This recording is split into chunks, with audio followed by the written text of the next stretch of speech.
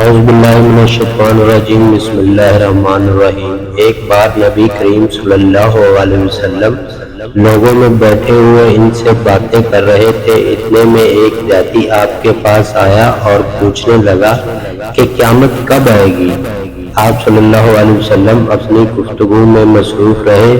بعض لوگ جو مجلس میں تھے کہنے لگے کہ آپ صلی اللہ علیہ وسلم نے دیہاتی کی بات سنی لیکن پسند نہیں کی، اور بعض کہنے لگے کہ نہیں بلکہ آپ نے اس کی بات سنی ہی نہیں۔